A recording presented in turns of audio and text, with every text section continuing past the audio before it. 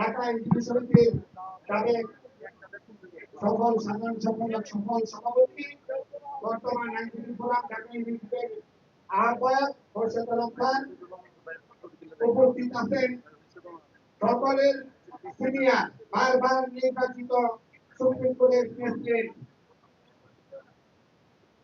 জাতীয় সংসদ নির্বাচনে যিনি বিপুল ভোটে নির্বাচিত হয়েছেন senior advocate Joynal Abedin sir উপস্থিত আছেন সাবেক সভাপতি সাধারণ সম্পাদক বৃন্দ সিনিয়র আইনজীবীবৃন্দ আইনজীবী ভাই বোনেরা আসসালামু আলাইকুম।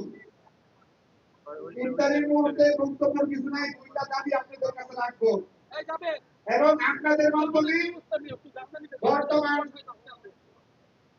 প্রধানমন্ত্রী ওনাকে বলতে চাই, সকল আইনজীবীদের সিনিয়র আমাদের অভিভাবক আইনজীবী ফোরাম কেন্দ্রীয় কমিটির সভাপতি জয়নাল আবেদিন স্যারকে আমাদের এটা হৃদয়ের দাবি, আইনজীবী সমাজের দাবি, সারা বাংলাদেশের আইনজীবীদের প্রাণের দাবি অল্প সময়ের মধ্যেই ওনাকে স্পিকার মনোনীত করবেন এবং আইনজীবীরা আমরা আপনার কাছে চিরঋণী আছি, বাকি সময় থাকবো।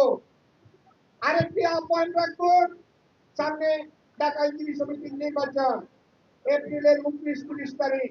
ইতিমধ্যে অনেক বক্তারা বলেছেন দল থেকে যাদেরকে মনোনীত করবেন সে আমার শত্রু হতে পারে, সে আমার দলের ভাই, যাকে মনোনীত করবেন তার জন্য আমরা সবাই মন থেকে প্যানেলের জন্য নির্বাচন করব। দল যাকে মনোনীত করেন তার জন্য সবাই প্রাণ প্রাণ দিয়ে ইলেকশন করব, এই প্রতিশ্রুতি ইফতারের আগ মুহূর্তে আমরা করতে চাই।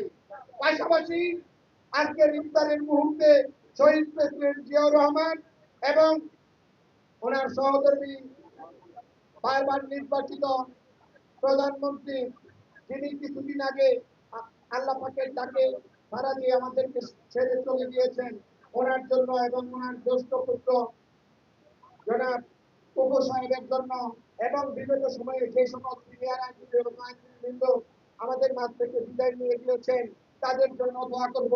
পাশাপাশি আমি আপনাদের কাছে আমার সিনিয়র মরহুমের বুকের সমানলতা আজকে জীবিত থাকলে আপনাদের মাঝে হয়তো মঞ্চে থাকতেন, ওনার জন্য আপনারা সবাই দোয়া করবেন। যদি ওনার চলাফেরায় আচরণে কোনো ভুল ত্রুটি থেকে থাকে আপনারা ক্ষমা করে দিবেন। সামনের নির্বাচনে আমরা এক হয়ে কাজ করবো এই আশাবাদ ব্যক্ত করে বিদায় নিচ্ছি।